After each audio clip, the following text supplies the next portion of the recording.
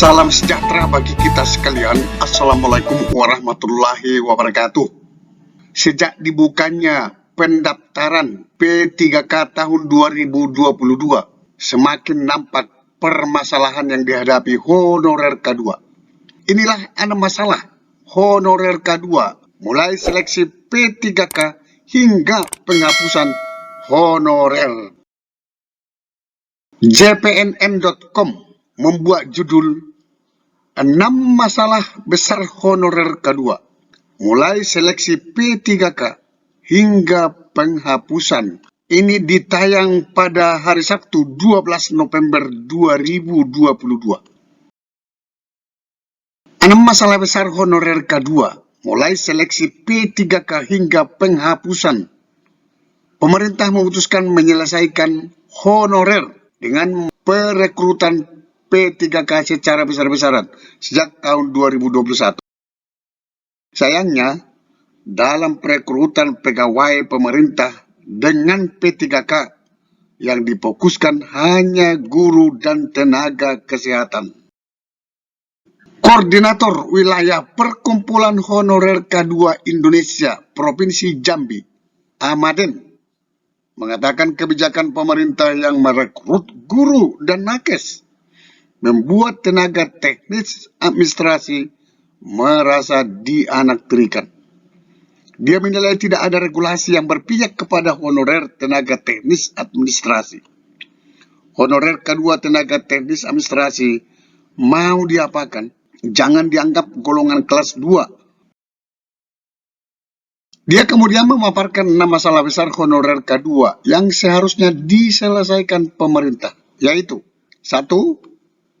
Sejak pengumuman dan pendaftaran P3K 2022 dibuka 31 Oktober, banyak honorer K2 tidak bisa mendaftar. Pasalnya, berdasarkan Dapodik, sekolah tidak linear dan tidak memenuhi jam mengajar 24 jam, khusus guru bidang studi.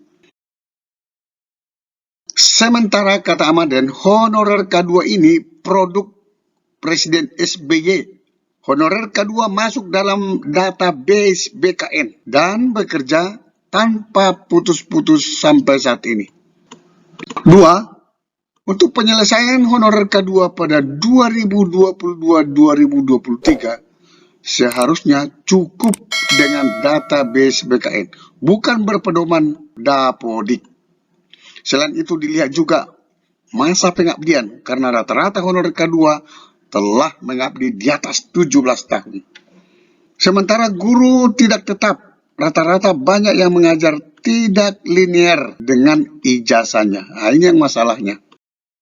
3. Sekitar 200.000 honorer K2 tenaga teknis administrasi yang masuk database seharusnya diangkat langsung. Mereka cukup diseleksi administrasi, karena saat ini banyak yang mulai dirumahkan pemerintah daerah. Ini sebagai imbas dari kebijakan penghapusan honorer pada 28 November 2023. Jika pemerintah beritikat baik, maka selesaikan dahulu honorer K2, baru kategori lainnya. 4. Banyak honorer K2 yang tersingkir dalam rekrutmen P3K. Itu karena formasinya tidak sesuai dengan jabatan mereka. Ada sekolah formasi untuk honorer K2 tersedia, tetapi karena Dapodik tidak sinkron, akhirnya gagal mendaftar. 5. Formasi P3K 2022 khusus honorer K2 makin menipis untuk masuk seleksi. Sebaliknya, untuk honorer baru dengan masa kerja di bawah 3 tahun, peluangnya makin besar. 6. Pengabdian mereka belasan tahun tidak diapresiasi. Honorer K2 hanya dianggap sebagai pembantu PNS. Sampai ketemu pada video berikutnya di channel ini. Jangan lupa dukung terus channel ini dengan cara klik subscribe, like, dan loncengnya. Semoga bermanfaat. Wassalamualaikum warahmatullahi wabarakatuh. Shalom.